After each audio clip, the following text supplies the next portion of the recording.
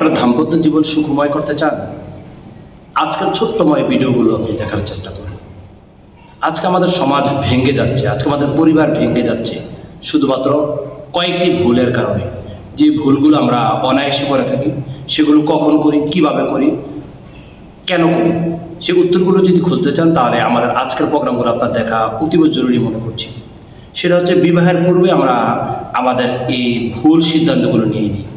ভুল সিদ্ধান্ত যখন আপনি নিয়ে নেবেন একটা স্ত্রীর সাথে অথবা একজন স্বামীর সাথে, একজন নারী অথবা একজন পুরুষ, একদিন নয়, 2 দিন নয়, তাদের দাম্পত্য জীবন বছর পর বছর, যুগের পর যুগ একসাথে তারা মিলবন্ধনে আবদ্ধ থাকে।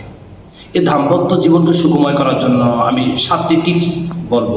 এই 7টি টিপস যদি কোনো যুবক যুবতী যদি অনুসরণ করে যদি চলতে পারে, আমি দৃঢ় বিশ্বাসের সহিত বলতে পারি সে সফল হবে। প্রথম, পুরুষ হোক অথবা নারী হোক, সে নিজেকে গুনাহমুক্ত করতে হবে।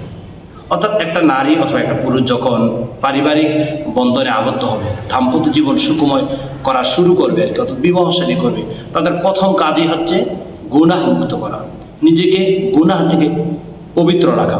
সেকেন্ড, আপনার দাম্পত্য জীবনকে যদি সুখময় যদি করতে চান, আপনার বেশি বেশি করে আল্লাহ তাআলার কাছে দোয়া করতে হবে, আল্লাহ তাআলার কাছে প্রার্থনা করতে হবে।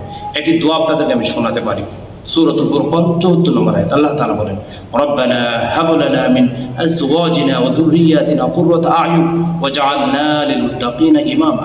বিবাহের আগে নারী পুরুষ সকলে মিলে এই দোয়াটা যে যত বেশি বলবে, আল্লাহ তাআলা তাকে তত বেশি ফায়দা প্রদান করবেন।